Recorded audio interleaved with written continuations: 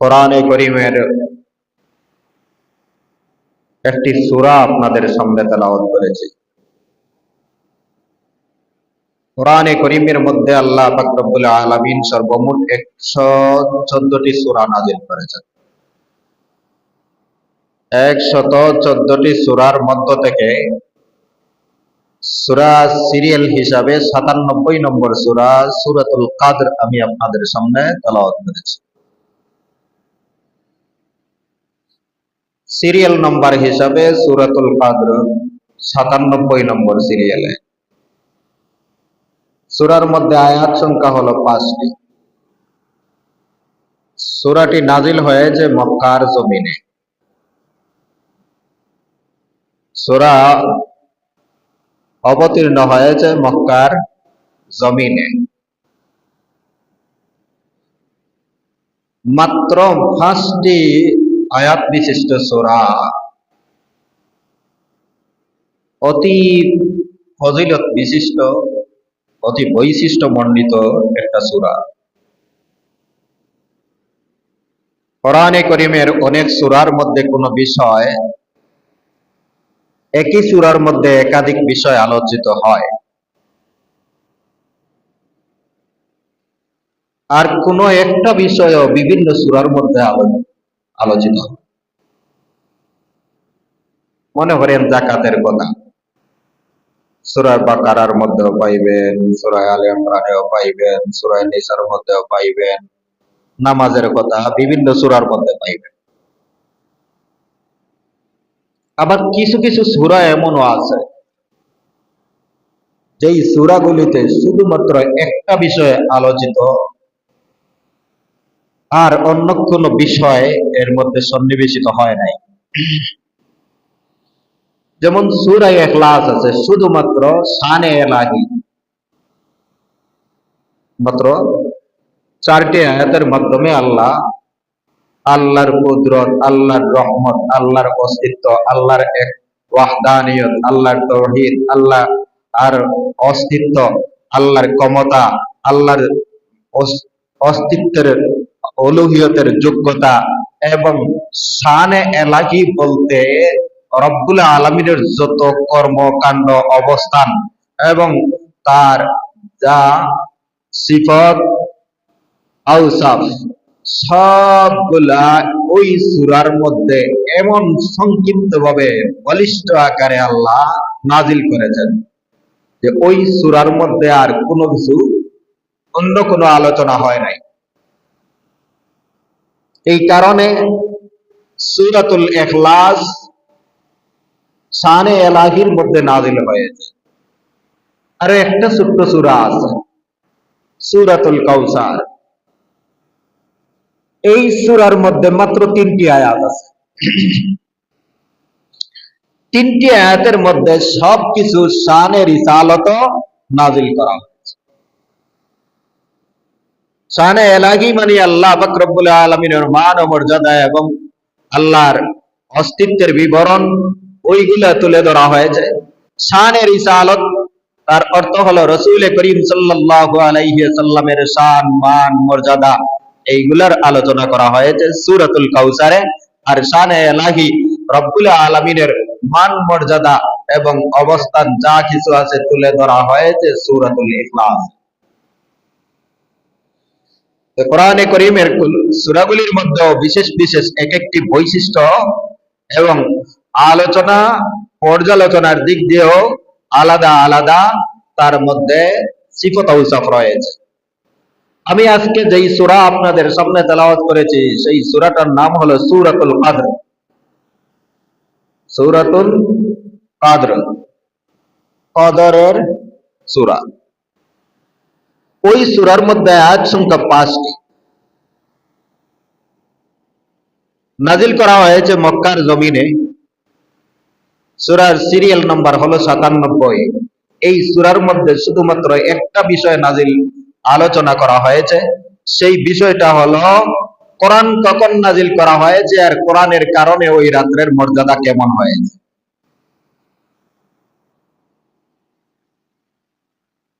কদরের রাত্রিতে কোরআন নাজিল করা হয়েছে। কোরআন নাজিল হওয়ার কারণে ওই রাত্রির মর্যাদা অন্যান্য রাত নয়, মাসের চেয়ে মাস, বছরের চেয়ে উত্তম হয়ে যায় ওই রাত।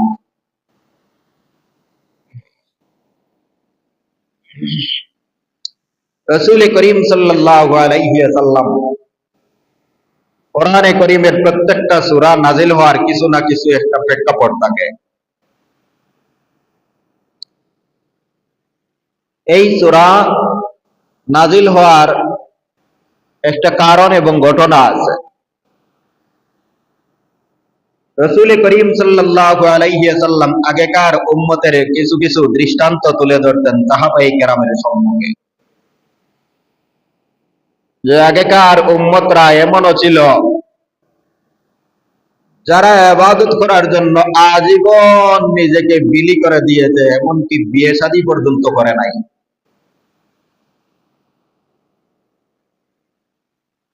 আমাদের ইসলাম ধর্মের আবির্ভাবের আগেকার যুগে এমন অনেক অনেক ঘটনা আছে। ব্যক্তি আজীবন বিয়ে শাদী পর্যন্ত করে নাই, সংসার ত্যাগী হয়ে গেছে, জীবনের কোনো লক্ষ্য নাই, শুধুমাত্র আল্লাহর ইবাদতের মধ্যে জীবন কাটিয়ে দিয়ে। ওই ধরনের একটা ঘটনা হলো, রাসূল করিম সাল্লাল্লাহু আলাইহি ওয়াসাল্লাম একদিন সাহাবায়ে কেরামকে বললেন, শোনো হে আমার সাহাবীরা, আগেকার উম্মতেরা এত বেশি বেশি আল্লাহর ইবাদত করত, নিজের জীবনের কোনো মূল্যায়ন ছিল না, জীবনের লোভ লালসা ত্যাগ করে একমাত্র আল্লাহকে রাজি এবং খুশি করার জন্য জীবন বিলিয়ে দিয়েছে। তার মধ্য থেকে অন্যতম এক ব্যক্তি হলেন যিনি টানা 1000 মাস পর্যন্ত রাত্রিতে ইবাদত করেছেন, কখনো তিনি ঘুমান নাই। 1000 মাস, 1000 মাসে 83 বছর 4 মাস হয়। কত বছর? 83 বছর একটানা এক আল্লাহর বান্দা অনর্গল সারা রাত আল্লাহর ইবাদত করেছে, একটা মুহূর্তের জন্য আল্লাহর ইবাদত ত্যাগ করে নাই। সাহাবায়ে কেরাম শুনিয়া মনে মনে আফসোস এবং পরিতাপ করতে লাগলেন যে আমাদের গড় আয়ু 63 বছর, 83 বছর বয়স পাওয়াও তো আমাদের পক্ষে সম্ভব না। 83 বছর বয়স যদিও পাই, তাহলে ওই বয়সের মধ্যে তো আমরা যে সারা রাত ইবাদতের মধ্যে কাটাইতে পারবো আর দুনিয়ার কোনো কিছু করব না, এমন ক্ষমতা, এমন যোগ্যতা, এমন সাহস, এমন ধৈর্য আমাদের নাই। না আছে? পারবেন 83 বছর 4 মাস একটানা ইবাদত করে যেতে? সম্ভব না। ঘটনাক্রমে রাসূল করিম সাল্লাল্লাহু আলাইহি ওয়াসাল্লাম আরো একটি ঘটনা বর্ণনা করলেন। বনি ইসরাইলের এক ব্যক্তি একটানা 1000 মাস পর্যন্ত আল্লাহর রাস্তায় জিহাদ করেছে।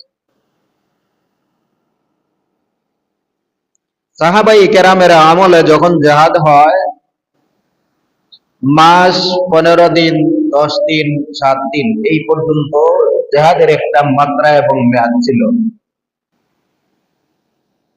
ঘটনাটা একদিকে লক্ষ্য করলে একজন ব্যক্তির ঐতিহাসিক ইবাদতের একটা নজরানা পাওয়া যায়, কিন্তু সাথে সাথে আরো একটা প্রমাণ পাওয়া যায় যে 1000 মাস অর্থাৎ 83 বছর যদি একজন আল্লাহর রাস্তায় জিহাদ করে, তাহলে বোঝা গেল যে জিহাদের রাস্তা এবং জিহাদের কর্মসূচি, জিহাদের মাঠ বছরকে বছর, এমনকি শতাব্দীকে শতাব্দী পর্যন্ত আল্লাহর রাস্তায় জিহাদ চলমান ছিল বনি ইসরাইলের দিকে। না, কথা আপনাদের বুঝে আসে নাই? কখন হযরত মুসা আলাইহিস সালাতু ওয়াস সালামের যুগে, হযরত দাউদ আলাইহিস সালাতু ওয়াস সালামের যুগে, হযরত আইয়ুব আলাইহিস সালাতু ওয়াস সালামের যুগে, আগেকার আম্বিয়ায়ে কেরামের যুগে যুগ যুগ ধরে শতাব্দীকে শতাব্দী পর্যন্ত আল্লাহর রাস্তায় জিহাদ চলমান ছিল। যার কারণে একজন ব্যক্তি 83 বছর 4 মাস পর্যন্ত একটানা জেহাদে নিজেকে আত্মনিয়োগ করার সুযোগ পেয়েছিলেন। ওই যে ব্যক্তি, ওনার সম্পর্কে আরো একটু বিস্তারিত বিবরণ কোন কোন হাদিসের মধ্যে পাওয়া যায়। দিনের বেলা রোজা রেখে জেহাদের ময়দানে শামিল, রাত্রিবেলা আল্লাহ পাক রব্বুল আলামিনের ইবাদতের মধ্যে শামিল। এই এত ত্যাগী, এত দুনিয়া বিরাগী এবং আল্লাহ পাক রব্বুল আলামিনের জন্য নিজের জান এবং জীবনকে বিলিয়ে দিতে অকুণ্ঠবোধ এক ব্যক্তির বিবরণ যখন সাহাবায়ে কেরাম শুনলেন, তখন সাহাবায়ে কেরাম আফসোস করতে লাগলেন যে আমাদের তো এমন সুযোগই হবে না, আমাদের এমন বাস্তবতা প্রেক্ষাপট পাওয়াও সম্ভব হবে না। দ্বিতীয়ত আমরা যদি পাই, একদিন রোজা রাখার পরে জেহাদ তো দূরের কথা, রোজাও ভাঙ্গিয়া বাড়ি চলে যাব।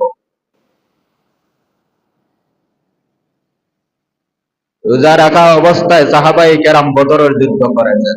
জীবনের প্রথম যুদ্ধ, প্রথম জিহাদ, জীবনের প্রথম রোজা, এই রোজা রাখা অবস্থায় বিজয় আল্লাহ দান করেছেন। অনেকেই তো জানি না এই যুদ্ধটা যে রমজানুল মুবারকে হয়েছে। সাহাবায়ে কেরাম রাসূল করিম সাল্লাল্লাহু আলাইহি ওয়াসাল্লামের এই আগেকার উম্মতের ঘটনা শোনার পরে মনে মনে আফসোস করতে লাগলেন, হায় রে হায়, আমাদেরকে যদি আল্লাহ পাক রব্বুল আলামিন এমন দীর্ঘ হায়াত দান করতেন, এমন সামর্থ্য দান করতেন, এমন সুযোগ দান করতেন, তাহলে তো আমরাও আল্লাহর রাস্তায় জিহাদ করতাম, আমরাও আল্লাহর রাস্তায় এতদিন পর্যন্ত ইবাদতে মগ্ন থাকতাম।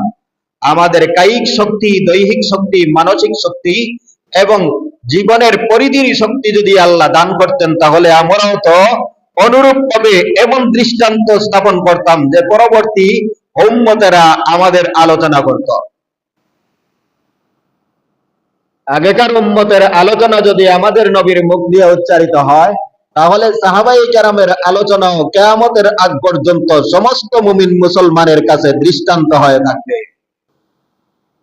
এই সাহাবায়ে কেরামের মনের আশা এবং আকাঙ্ক্ষা পূরণার্থে আল্লাহ পাক রব্বুল আলামিন সূরাতুল কদর নাযিল করলেন। সুবহানাল্লাহ। কোন সূরা?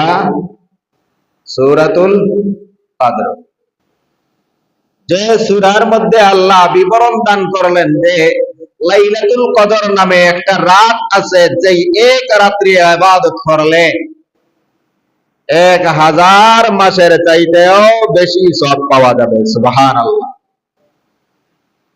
যে আফসোস উম্মতে মুহাম্মদী করেছিল, রব্বুল আলামিন এই উম্মতে মুহাম্মদীকে আলাদা বৈশিষ্ট্য দান করে, আলাদা খুসুসিয়ত দান করে, পৃথক মর্যাদা দান করে রব্বুল আলামিন। যারা বছরকে বছর আল্লাহর রাস্তায় জিহাদ করে যেই পরিমাণ সওয়াব অর্জন করতে পারে নাই, উম্মতে মুহাম্মদীরা এক রাত্রি যদি ইবাদত করে তার চাইতে বেশি সওয়াব আল্লাহ দান করবেন। সুবহানাল্লাহ। তাহলে সাহাবায়ে কেরামের কামনা কেমন ছিল?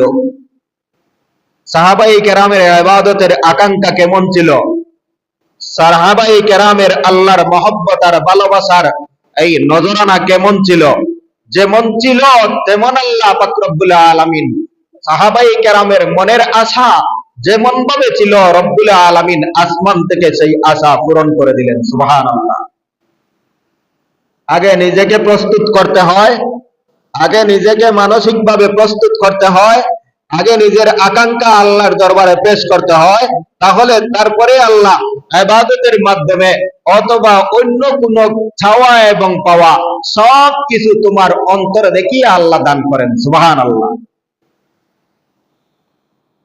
আউযু বিল্লাহি মিনাশ শাইতানির রাজীম। বিসমিল্লাহির রহমানির রহিম। ইন্না আনজালনাহু ফি লাইলাতিল কদর ওয়া মা আদরাকা মা লাইলাতুল কদর লাইলাতুল কদরি খায়রুম মিন আলফি শাহর তানাজ্জালুল মালাইকাতু والروح فيها بإذن ربهم من كل أمر سلام هي حتى مطلع الفجر إنا أنزلناه في ليلة القدر নিশ্চয় আমি এই কোরআনকে কদরের রাত্রিতে নাজিল করেছি। নিশ্চয় আমি এই কোরআনকে কদরের রাত্রিতে নাজিল করেছি। আল্লাহ নবীজিকে মান ও মর্যাদা বোঝানোর জন্য প্রশ্ন করলেন, ওয়ামা আদরাকা মাল কদর কামা লাইলাতুল কদর ইন্না আনজালনাহু ফি লাইলাতিল কদর ওয়ামা আদরাকা মা লাইলাতুল কদর। নবীজি আপনি কি জানেন এই লাইলাতুল কদর কি? এর মাহাত্ম্য, মর্যাদা, ফজিলত সম্পর্কে আপনি কি জানেন? আল্লাহ না জানাইলে নবীজি কি জানতে পারবেন? তাহলে আল্লাহ প্রশ্ন করলেন যে আপনি একটু লক্ষ্য করেন, আজ থেকে আপনি সতর্ক হন, মনোযোগী হন, এর মর্যাদা অনেক বেশি। ওমা আদরাকা মা লাইলাতুল কদর লাইলাতুল কদরি খায়রুম মিন আলফি শাহর। আল্লাহ নিজেই উত্তর দিয়ে বললেন যে লাইলাতুল কদর হলো হাজার মাসের চেয়ে উত্তম। অর্থাৎ লাইলাতুল কদরের ইবাদত, এক রাত্রির ইবাদত হাজার মাসের ইবাদতের চাইতেও বেশি সওয়াব পাওয়া যায়। সুবহানাল্লাহ। ওয়ামা আদরাকা মা লাইলাতুল কদর লাইলাতুল কদরি খায়রুম মিন আলফি শাহর তানাজ্জালুল মালাইকাতু ওয়ার রূহু ফিহা বিইذনি রাব্বিহিম মিন কুল্লি আমর। ওই রাত্রে ফেরেশতারা অবতীর্ণ হয় জমিনের মধ্যে, সাথে সাথে জিবরাইল আলাইহিস সালাতু ওয়াস সালামও অবতীর্ণ হন। অর্থাৎ জিবরাইল আলাইহিস সালাতু ওয়াস সালামের নেতৃত্বে বিশাল এক ফেরেশতাদের বাহিনী জমিনের মধ্যে অবতীর্ণ হন। তানাজ্জালুল মালাইকাতু ওয়ার রূহু ফিহা বিইذনি রাব্বিহিম মিন কুল্লি আমর। আল্লাহ পাক রব্বুল আলামিনের অনুমতিতে প্রত্যেক বিষয়ের ফয়সালা নিয়ে জমিনের মধ্যে ফেরেশতারা অবতরণ করেন। তানাজ্জালুল মালাইকাতু ওয়ার রূহু ফিহা বিইذনি রাব্বিহিম মিন কুল্লি আমর সালামুন হিয়া হাত্তা মাতলাইল ফাজর। আর ওই রাত্রের যে কল্যাণ, বরকত, শান্তি ফজরের উদয় হওয়ার আগ পর্যন্ত অব্যাহতভাবে বিতরণ হয় এবং চলমান থাকে। সুবহানাল্লাহ। সংক্ষিপ্তভাবে সূরাতুল কদর, লাইলাতুল কদর, যাকে ফার্সি ভাষায় শবে কদর বলা হয়, আরবিতে লাইলাতুন অর্থ রাত, ফার্সিতে সব অর্থ রাত, কদর অর্থ কদর, সম্মানিত।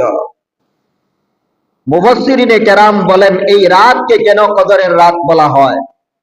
যেই সমস্ত উম্মতেরা আল্লাহর বান্দা এবং বান্দিরা অতীতে ইবাদত করতে পারে নাই, আর ওই রাত্রে ইবাদত করিয়া এমন ভাবে মর্যাদাবান হয়েছে যে তারা কদরি এবং সম্মানিত হয়ে গেছে, ওই কারণে সেই রাতের নামকরণ করা হয়েছে লাইলাতুল কদর। আগে যারা ইবাদতের মাধ্যমে সম্মানিত ছিল না, আল্লাহর কাছে আল্লাহর প্রিয় ছিল না, ওরা ওই রাত্রে ইবাদত করিয়া অন্যান্য উম্মতের চাইতে ওই ব্যক্তির আগের তুলনায় বর্তমানে সে সম্মানিত হয়ে গেছে। ওয়ামা আদরাকা মা লাইলাতুল কদর। কদরের আরো একটা অর্থ হলো তাকদীর, ভাগ্য। ওই রাত্রিতে আল্লাহ পাক রব্বুল আলামিন তানাজ্জালুল মালাইকাতু ওয়ার রূহু ফিহা বিইজনি রাব্বিহিম মিন কুল্লি আমর। আল্লাহ ফেরেশতাদেরকে প্রত্যেকটা কাজের দায়িত্ব হস্তান্তর করেন। রব্বুল আলামিনের ফেরেশতা জগতের মধ্যে থেকে 4 জন ফেরেশতা শ্রেষ্ঠ এবং সবচেয়ে মর্যাদাবান, এবং 4 জন ফেরেশতা সমস্ত ফেরেশতাদের মূল দায়িত্বশীল। জিবরাইল, আজরাইল, মিকাইল, ইসরাফিল। ওই 4 ফেরেশতার হাতে ওই বৎসরের যত কার্যক্রম জমিনের মধ্যে সংগঠিত হবে, কে জন্ম লাভ করবে, কে মৃত্যুবরণ করবে, কোথায় বৃষ্টি হবে, কোথায় অনাবৃষ্টি থাকবে, কোথায় দুর্ঘটনা ঘটবে, কোথায় দুর্ঘটনা ঘটবে না, কোথায় আকাশে মাটির বালু আকাশে উড়ে যাবে, কোথায় আকাশের বৃষ্টি মাটিতে চলে আসবে, সব কিছু। এমনকি কোন ব্যক্তি ওই বছর হজ করবে, কোন বছর করবে না, কোন ব্যক্তি বিয়ে করবে, কোন ব্যক্তি বিয়ে করবে না, তার পরিপূর্ণ বিস্তারিত বিবরণ ওই বছরের বাজেটটা ওই ফেরেশতা 4 জনের হাতে হস্তান্তরিত করা হয়। সুবহানাল্লাহ বলেন। কোন রাত্রে? কদরের রাত্রিতে হস্তান্তর করা হয়। লাইলাতুল কদরি খায়রুম মিন আলফি শাহর তানাজ্জালুল মালাইকাতু ওয়ার রূহু ফিহা বিইজনি রাব্বিহিম মিন কুল্লি আমর। আল্লাহ যদি 4 জন ফেরেশতার হাতে সব দায়িত্ব হস্তান্তর করেন, তাহলে ফেরেশতারা আবার জমিনের মধ্যে এই বিশাল কাফেলা নিয়ে আগমন করেন কেন? যাদের মূল দায়িত্বশীল হবেন হযরত জিবরাইল আলাইহিস সালাতু ওয়াস সালাম আর উনার অধীনস্থ আর এক দল বিশাল ফেরেশতাদের কাফেলা জমিনের মধ্যে কোন কোন হাদিস দ্বারা বর্ণিত আছে প্রত্যেকের দুয়ারে দুয়ারে প্রত্যেক ফেরেশতা পৌঁছে যান। সুবহানাল্লাহ। কেন নাজিল করা হয়? তার মূল কারণ হলো ইতিহাস স্মরণ করানোর জন্য। আপনার পূর্বপুরুষরা কোনো দুর্ঘটনা করলে, কোন জীবনে যদি আপনি চুরি করেন আপনার পূর্বপুরুষেরা, আর 20 বছর 50 বছর পরে আপনি ওর নাতি অথবা সন্তান নির্বাচনে দাঁড়াইবেন, তখন ওই 50 বছর 100 বছর আগের ইতিহাস মানুষে উঠায় যে এরে তো এখন চেয়ারম্যান বানাইবেন, দূরের কথা 100 বছর আগে 50 বছর আগে তার দাদায় সাধারণ মানুষের একটা গরু ছাগলও বাকি রাখছে না, সবগুলা চুরাই করে নিছে। কথাটা মনে বুঝে আসছে তো? এই জাতি অর্থাৎ পৃথিবীর ইতিহাস কখনো ভুলে না। তুমি যাই কিছু করবে ইতিহাসে কখনো কোনো কিছু ছাড় দিবে না। আদম আলাইহিস সালাতু ওয়াস সালামকে রব্বুল আলামিন যখন ইচ্ছা করলেন আদমকে সৃষ্টি করতেন, তখন ফেরেশতাদের কাছে উপস্থাপন করেছিলেন যে আমি আদম সৃষ্টি করতে যাব।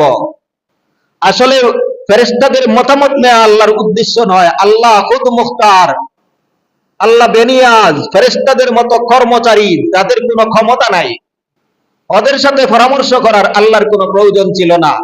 তারপরেও রব্বুল আলামিন পরামর্শ করেছেন পৃথিবীর মানুষদেরকে বোঝানোর জন্য, যে কোনো জরুরি এবং গুরুত্বপূর্ণ বিষয় পরামর্শ করো, পরামর্শের ভিত্তিতে করলে কাজের মধ্যে বরকত হবে এবং সুন্দর সুস্পষ্ট পথ আবিষ্কার হবে, সহজে কাজটা উদ্ধার হবে।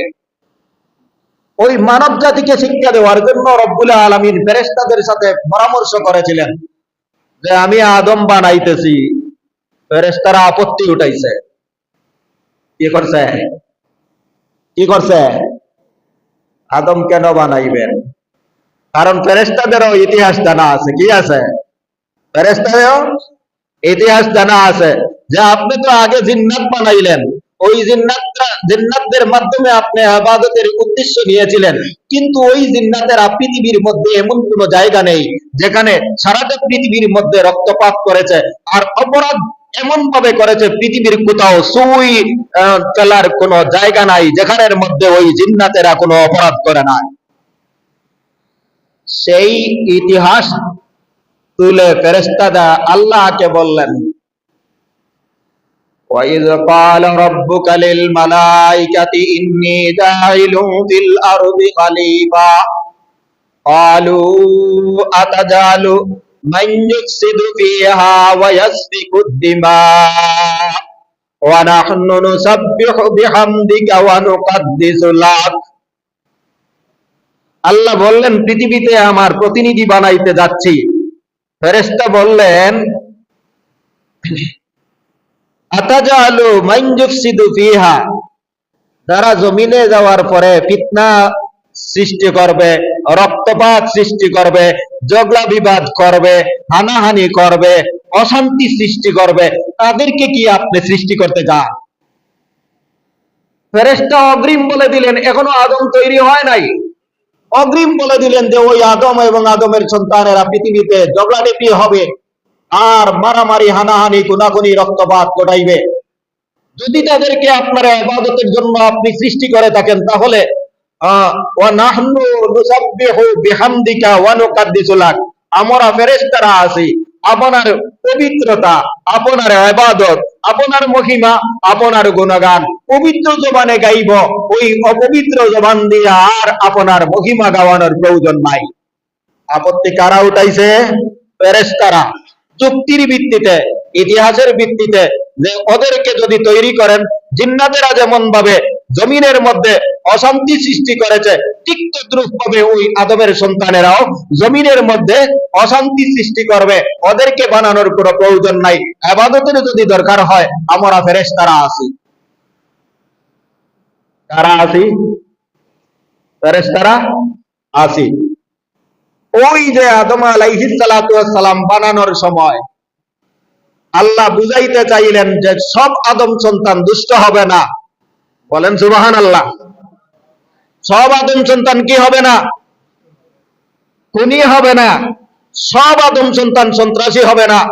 সব আদম সন্তান চোর এবং ডাকাত হবে না। সব আদম সন্তান বাটপার হবে না, ছিনতাইকারী, রাহাজানি হবে না। বরং কিছু কিছু আদম সন্তান এমনও হবে যাদের দরজায় তোমাদেরকে আমি প্রেরণ করব। সুবহানাল্লাহ। যাদের দরজায় তোমাদেরকে প্রেরণ করব। ওই যে আল্লাহ পাক রব্বুল আলামিন কদরের রাত দান করলেন, ওই রাতে আল্লাহর বান্দা এক মুহূর্ত, একটা সেকেন্ড একবার যদি আল্লাহর নাম উচ্চারণ করে, ওই বান্দার মর্যাদা অন্যান্য মাসে, অন্যান্য সময়ে ওই ব্যক্তি যদি 70 বারও আল্লাহর নাম উচ্চারণ করে, তার চাইতেও সাদরে আল্লাহ ওই রাত্রের ইবাদতটা গ্রহণ করে নেবেন। সুবহানাল্লাহ। মর্যাদাও রমজানের ফুরন দিলে এক মর্যাদার চাইতে একবার সুবহানাল্লাহ বলিয়া যে মর্যাদাবান হয়, সাধারণ মাসে রমজানে সুবহানাল্লাহ বলার কারণে তার 70 গুণ মর্যাদাবান হয়ে যায়। আর কদরের রাত্রিতে ইবাদত করার কারণে 1000 মাস অর্থাৎ 83 বছর 4 মাসের চেয়ে বেশি ইবাদত করিয়া যে পর্যন্ত মর্যাদার অধিকারী হবে, তার চাইতে বেশি অধিকারী হয়ে যাবে কদরের রাত্রিতে ইবাদতের মাধ্যমে। এই জন্য আল্লাহ ফেরেশতাদেরকে পাঠাইবেন কোটা দিয়া, যাও তানাজ্জালুল মালাইকাতু ওয়ার রূহু ফিহা বিইذনি রাব্বিহিম মিন কুল্লি আমর। সেই রাত আমি ফেরেশতাদের এক জাতকে হযরত জিবরাইল আলাইহিস সালাতু ওয়াস সালামের সাথে প্রেরণ করিয়া প্রত্যেক মানুষের দুয়ারে দুয়ারে পাঠাইয়া দেই আর বলি যে তোমরা আমার আদম সন্তানেরা কি ইবাদত করে, তাদের ইবাদত দেখে নাও। যাদের মধ্যে গুনার স্পৃহা আছে, যাদের মধ্যে সন্ত্রাসীর স্পৃহা আছে, যাদের মধ্যে লোভ আছে, সবকিছু থাকা সত্ত্বেও ওই সমস্ত বন্ধা এবং বান্দিরা দুনিয়ার সকল লোভ লালসা, যৌন কামনা এবং চাহিদা এবং মনের চাহিদা, লোভ লালসা যা কিছু আছে সবকিছু ত্যাগ করিয়া আমি রব্বুল আলামিনকে খুশি করার জন্য রাত জেগে জেগে আমার কুদরতি পায়ের মধ্যে সিজদা দিতেছে। তাই তোমরা তাদেরকে দেখে তাদের কাছে সারেন্ডার করে নাও। সালা তানাজ্জালুল মালাইকাতু ওয়ার রূহু বিহা বিইذনি রাব্বিহিম মিন কুল্লি আমর সালামুন হিয়া হাত্তা মাতলাইল ফাজর। এক বর্ণনায় ফেরেশতারা প্রত্যেক কল্যাণকর কাজ নিয়ে, ইবাদতের মর্যাদা নিয়ে, ইবাদতের ব্যবস্থা নিয়ে মানুষের দুয়ারে দুয়ারে ঘুরতে থাকেন।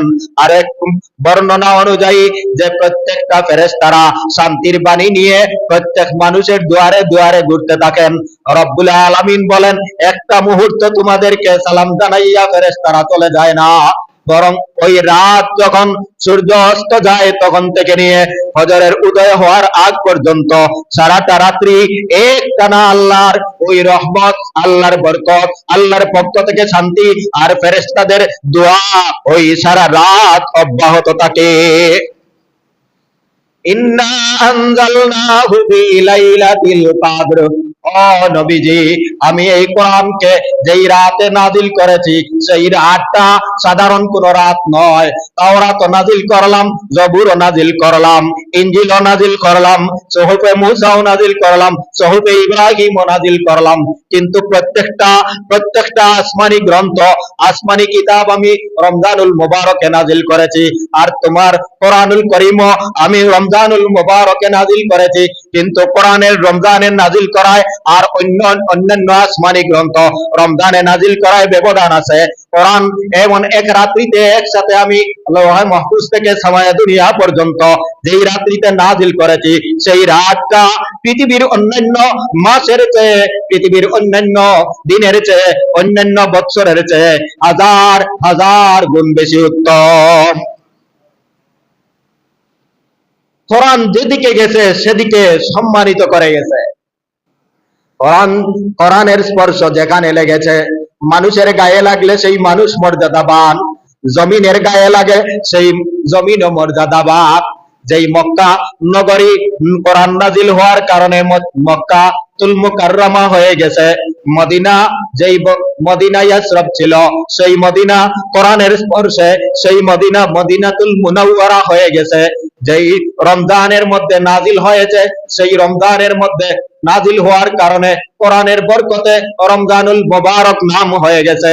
যেই যেই রেহালের মধ্যে কোরআন লাগবে, যেই কাপড়ের মধ্যে কোরআন লাগবে, যেই কাবারের মধ্যে কোরআন লাগবে, যেই স্কিনের মধ্যে কোরআন লাগবে, যেই পাথরের মধ্যে কোরআন লাগবে, যেই চামড়ার মধ্যে কোরআন লাগবে, যেই লিখনিতে তোমার গায়ে লিখো, পাথরে লিখো, চটায় লিখো এবং চামড়ায় লিখো, যা কিছুতেই লিখো না কেন কোরআনের কারণে ওই বস্তুটার মর্যাদাও আল্লাহর দরবারে হাজার হাজার গুণ বেশি হয়ে যায়। ইন্না আনজালনাহু ফি লাইলাতিল কদর ওয়া মা আদরাকা মা লাইলাতুল কদর। ও আল্লাহর নবী, তুমি কি জানো যে এই লাইলাতুল কদর অর্থাৎ কদরের মর্যাদা, কদর কি এবং কদর সম্মানিত, কেমন সম্মানিত রাত্রি তুমি কি তা জানো? লাইলাতুল কদরি খায়রুম মিন আলফি শাহর।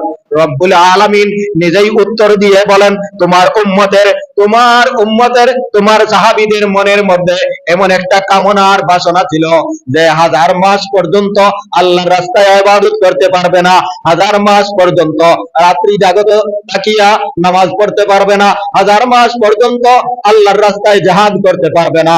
আমি রব্বুল আলামিন তোমার উম্মতের আন্তরিকতা দেখিয়া, তোমার সাহাবায়ে কেরামের ওই মনের আকাঙ্ক্ষা দেখিয়া রব্বুল আলামিন আসমান থেকে এমন একটা রাত্রি নাজিল করে দিলাম যেই রাত্রি বনি ইসরাইলের 1000 বছর পর্যন্ত ইবাদত করনেওয়ালা ব্যক্তির চাইতেও বেশি সওয়াব পাওয়া যায়। তানাজ্জালুল মালাইকাতু ওয়ার রূহু ফিহা বিইذনি রাব্বিহিম মিন কুল্লি আমর।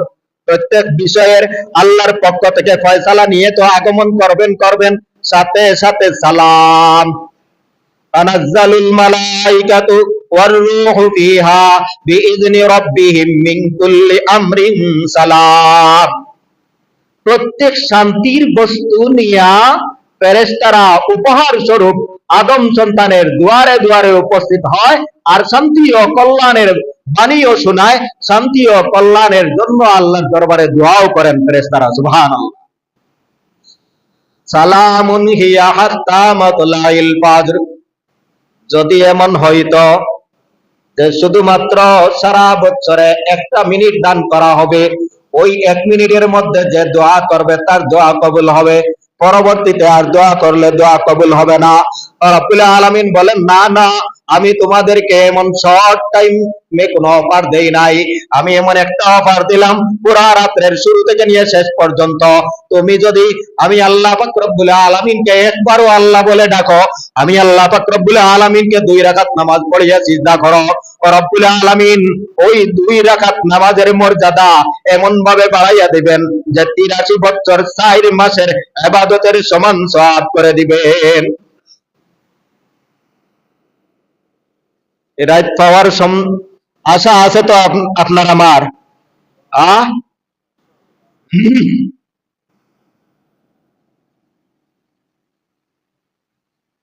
রাসূল করিম সাল্লাল্লাহু আলাইহি ওয়াসাল্লাম বের হয়েছেন, কদরের রাত্রি কোনটা জানাইয়া দিবেন উম্মতদেরকে। রাস্তায় পাইছেন 2 জন ঝগড়া করছে। ঝগড়া বিবাদ দেখলে তো নিজের মনের মধ্যে যদি কোনো ঘটনা জানা থাকে বা কথা থাকে এটা ভুলে যায়, কারণ ঝগড়াটা আগে শেষ করি। আমাদের অবস্থা তেমন না। মনে মনে কথা লইয়া গেলাম যে ইমাম সাহেবকে আমি বলবো আগামী পরশু আমার বাড়িতে দাওয়াত, কিন্তু রাস্তার যখন দেখছি করিম আলী আর সলিম আলী এমন পিটাপিটি শুরু হয়েছে যে তাদের পিটাপিটির কারণে ইমাম সাহেবকে দাওয়াত দেওয়া ভুলে গেছে। কথা বুঝে আসছে? ওই ঘটনা থেকে একটু শিক্ষা নেবেন। নবীজি বের হয়েছেন দাওয়াতের জন্য। কিসের দাওয়াত দিবেন? কোন রাত্রিতে কদরের রাত যায়, ওই যখন ওই দাওয়াতটা নিয়ে বের হয়েছেন দেখলেন 2 জন ব্যক্তি ঝগড়া করতেছে। ওদের ঝগড়ার মধ্যে রাসূল করিম সাল্লাল্লাহু আলাইহি ওয়াসাল্লাম ঝগড়াকে মিটমাট করার জন্য ব্যবস্থা নিলেন, আর ওদের ঝগড়ার কারণে ওই রাতটা আল্লাহর নবী ভুলে গেছে। নবীজি ভুলে গেছেন। এখন বলেন ভুলে গেছেন না ভুলানো হয়েছে? রব্বুল আলামিনের পক্ষ থেকে ভুলানো হয়েছে। সানুকরিউকা ফালা তানসা। নবীজি, আমি যা আপনাকে দেওয়ার তা কখনো আপনি ভুলবেন না, আর আমি যা ভুলানোর তা কখনো আপনি ইয়াদ রাখতে পারবেন না। রব্বুল আলামিন বলিয়ে দিয়েছেন। তারপরে আল্লাহর নবী বলেন, তোমাদের জন্য কল্যাণকর হয়েছে যদি কদরের রাত নির্ধারিত হয়ে যেত, তাহলে এক রাত্রি ইবাদত করে আর মানুষ বসে থাকতো যে 83 বছর 4 মাসের ইবাদতের সমান সওয়াব পেয়েছি, আর আমার ইবাদতের প্রয়োজন নাই। নবীজি কোন তার মাধ্যমেও ভালো হয়েছে, যেহেতু অনির্দিষ্টভাবে আল্লাহ পাক রব্বুল আলামিন বিশাল একটা সওয়াবের ঘোষণা দান করেছেন, তাই আল্লাহর ইবাদত প্রিয় যে সমস্ত বান্দা আর বান্দি আছে, রব্বুল আলামিনকে খুশি আর রাজি করার জন্য যাদের জীবনকে বিলিয়ে দেয়, ওই সমস্ত মানুষেরা সবে কদরের আশায় আশায় এক রাত্রি নয় বরং 5 রাত্রি ইবাদত করবে। সুবহানাল্লাহ বলেন। এখন একটা সন্ধান নবীজি দিয়ে গেছেন। قال رسول الله صلى الله عليه وسلم تحروا ليلة القدر في الوتر من العشر الأواخر من رمضان। লাইলাতুল কদরকে তালাশ করো, লাইলাতুল কদরকে সন্ধান করো রমজানের শেষ দশকের বেজুড় রাত্রিগুলোর মধ্যে। কোন রাত্রিতে? কোন রাত্রি? শেষ দশকের। হিসাব মিলবে তো? 21, 23, 25, 27, 29 এই শেষ দশকের বেজুড় রাত্রিগুলোতে সবে কদরের আশায় আশায় ইবাদত করবেন। এর মধ্যে থেকে যে কোনো একটি রাত্রিতে সবে কদর চলে যাবে, আপনি তো কদরের সওয়াব পাবেন, কদরের আশায় আশায় আরো 4টি রাত্রের সওয়াব পাবেন। সুবহানাল্লাহ বলেন। রাজি আছি তো? কেমন রাজি? আজ থেকে প্রস্তুতি নিয়ে রাজি? মাশাআল্লাহ। জানি না এখানে অন্য এলাকারও মানুষ আছেন। ওই শবে কদর পাওয়ার জন্য সবচাইতে বড় একটা ইবাদত হলো ওয়ালা তুবাশিরুহুন্না ওয়া আনতুম আকিফুনা ফিল মাসাজিদ, ইতিকাফ করা। ইতিকাফ করা, ইতিকাফের ফজিলত, ইতিকাফের নাম, ইতিকাফের ধরন সারা এক হাদিসের মধ্যে নবীজি ছোট্ট করে বলে দিয়েছেন। وعن عبد الله بن عباس رضي الله تعالى عنهما قال قال رسول الله صلى الله عليه وسلم في المعتكف يعتكف الذنوب ويجرى له من الحسنات كامل الحسنات كلها। ইতিকাফ অর্থ বিরত থাকা, বসে যাওয়া, চলন্ত অবস্থা থেকে আটকে যাওয়া, থামা, এই অবস্থান করার নাম হলো ইতিকাফ। আর ইসলামী শরীয়তের পরিভাষায় রমজানের শেষ দশকের ইতিকাফ সুন্নতে মুআক্কাদায়ে কিফায়া। জোরে বলেন, জোরে। সুন্নতে মুআক্কাদায়ে কিফায়া, সুন্নতে মুআক্কাদায়ে কিফায়া।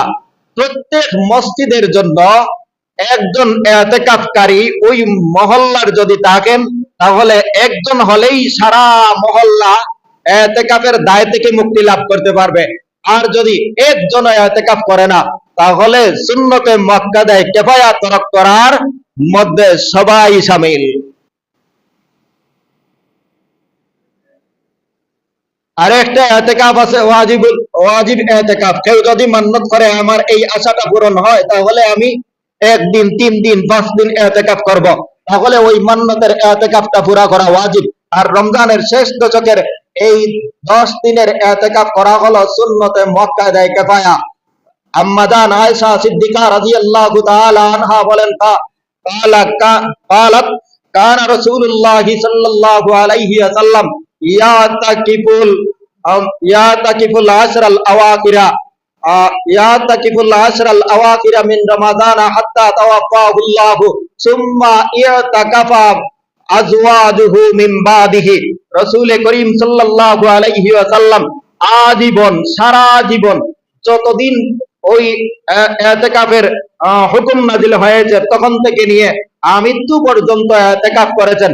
নবীজির ইন্তেকালের পরে নবীজির স্ত্রীরা ইতিকাফ করেছেন। সুবহানাল্লাহ বলেন।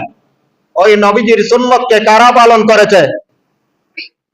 সুম্মা ইতাকাফা আজওয়াজুহু মিন বাদিহি, নবীজির ইন্তেকালের পরে নবীজির স্ত্রীগণ, বিবিগণ ইতিকাফ করিয়া ওই সুন্নতকে চলমান রেখেছেন উম্মতে মুহাম্মাদের জন্য। আমি বলছিলাম ইতিকাফ ইয়াতাকিফুজ যুনুবা, যে ব্যক্তি ইতিকাফে বসে ওই ব্যক্তি সব ধরনের গুনাহ থেকে বিরত থাকে। সুবহানাল্লাহ বলেন। আর গুনার সুযোগ আছে? আরে ভাই, বাইরে যাওয়ার তো সুযোগ নাই, চুরি ডাকাতি করার তো সুযোগ নাই, ব্যবসা বাণিজ্য করার তো সুযোগ নাই, 2 নম্বরে কথা কওয়ার সুযোগ নাই, অনেকটা বন্ধ অটোমেটিক।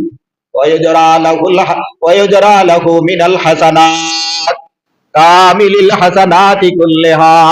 মসজিদে বসিয়া যদি তাসবিহ না পড়ে, যদি কোনো কিছু না পড়ে, একটানা ঘুমিয়ে থাকে, যদি শুইয়া থাকে, নীরব থাকে, তবুও রাসূল করিম সাল্লাল্লাহু আলাইহি ওয়াসাল্লাম বলেন যে ব্যক্তি বাহিরের মধ্যে অনর্গল নেক আমল করতেছে, নেক আমল করা অবস্থায় তাকে যে পরিমাণ সওয়াব দেওয়া হয়, ইতিকাফে বসা অবস্থায় ওই ব্যক্তিকে কোন ধরনের তাসবিহাত না পড়লেও সেই পরিমাণ সওয়াব দেওয়া হয়। আমরা চেষ্টা করব যে যেখানে আসি সাধ্যমতো ইতিকাফ করার। বেশি দিন নাই, মাত্র 10 দিন 10 রাত্রি। রাজি আছি তো ইনশাআল্লাহ ইতিকাফ করতে? মহিলারা কোথায় ইতিকাফ করবে? কোথায় এক টুকরা ঢুকে গেছে। মসজিদে নববীতে আজওয়াজে মুতাহহারাত ইতিকাফ করেছেন। মহিলারা কোথায় ইতিকাফ করবে? মহিলারা ঘরে বসিয়া ইতিকাফ করবে। নবীজি বলেন মহিলাদের জন্য তাদের ঘর তাদের জন্য উত্তম, সেখানে ইতিকাফ করবে। নবীজির স্ত্রীগণ কোন মহিলা ইতিকাফ করতে হলে স্বামীর অনুমতি নিতে হবে। নফল রোজা স্বামীর অনুমতি ছাড়া মহিলা রাখতে পারে না। ঠিক তদ্রুপ ভাবে ইতিকাফ করতে হলেও ওই মহিলা স্বামীর অনুমতি ছাড়া ইতিকাফ করতে পারবে না। একবার হযরতে আয়েশা সিদ্দিকা রাদিয়াল্লাহু তাআলা আনহা অনুমতি নিয়েছেন, ওগো আল্লাহর নবী, আমি ইতিকাফ করব। আমি কি করব? ইতিকাফ করব। নবীজি অনুমোদন দিলেন। ওনার দেখা দেখি হযরতে হাফসা রাদিয়াল্লাহু তাআলা আনহা তিনিও বললেন, উনি আর নবীজিকে সরাসরি বলেন নাই, আয়েশা রাদিয়াল্লাহু তাআলা আনহাকে বললেন যে আমিও ইতিকাফ করব। আয়েশা নিজেও অনুমতি দিয়ে দিলেন। ওনার দেখা দেখি জয়নব বিনতে জাহাশ রাদিয়াল্লাহু তাআলা আনহা তিনিও আয়েশা রাদিয়াল্লাহু তাআলা আনহার কাছ থেকে অনুমতি নিলেন। নেওয়ার পরে তিনজন মসজিদে নববীতে তাবু আর তাবু, নবীজি স্ত্রীগণ ইতিকাফের জন্য বিশাল একটা জায়গা দখল করে বসলেন। নবীজি আসার পরে দেখলেন যে একজন, দুইজন, তিনজন, আরো কিছু রেডি আছে মসজিদে। আমরা কি করি, মশারিটা নাই, তখন ওইভাবে বড় চাদর দিয়ে তাবু টানানো হয় মসজিদে নববীতে। নবীজি এত রাগ করলেন যে রাগ করিয়া ওই বছর আর ইতিকাফ করেন নাই, বরং ওই ইতিকাফটা পরবর্তী শাওয়াল মাসে আদায় করেছেন। সুবহানাল্লাহ বলেন। মহিলারা নিয়মতান্ত্রিক সবকিছু করতে পারবে, কিন্তু অনিয়মতান্ত্রিক ভাবে কোন জায়গার মধ্যে সমাবেশ ঘটাইয়া কোন মহিলা ইবাদত করতে পারবে না। আল্লাহর নবী তাদের উপর এত রাগ করেছেন, আসল কথা হলো তাদেরকে না করলেই তো তারা চলে যেত, কিন্তু উম্মতে মুহাম্মদীর নারীদেরকে শিক্ষা দেওয়ার জন্য আল্লাহর নবী কিয়ামত পর্যন্ত এমন দৃষ্টান্ত স্থাপন করেছেন, স্ত্রীদের সাথে কথা না বলে মসজিদে নববী থেকে বের হয়ে গেলেন, ইতিকাফই করলেন না। আজ তুমি আর আমি কোন দেশের মহিলা হলাম যে আমরা মসজিদে গিয়ে নামাজ পড়তে হবে, তারাবির জামাত পড়তে হবে, পাঞ্জেগানা জামাত পড়তে হবে, ইবাদত করতে হবে? এই ধরনের মহিলাদের সমাবেশের আবিষ্কারক দ্বারা আল্লাহর লানত, আল্লাহর নবীর লানত। ইসলামী সংস্কৃতির নামে গুলাকে করার জন্য একদল মৌলবাদী, একদল একদল চরমপন্থী, ইসলাম বিদ্বেষী, ধর্ম বিদ্বেষী, ইসলামী সংস্কৃতি বিদ্বেষী, ইসলামী দিক নির্দেশনা বিদ্বেষী মহিলাদেরকে মাঠে নামার জন্য ইচ্ছামতো ব্যবহার করেছে। আল্লাহ আমাদেরকে হেফাজত করেন, বলেন আমিন। আমাদের মায়েদের ইজ্জতের সাথে যেন তারা ইবাদত করতে পারে, বলেন আমিন। ওয়া আখিরু দাওয়ানা আলহামদুলিল্লাহি রাব্বিল আলামিন।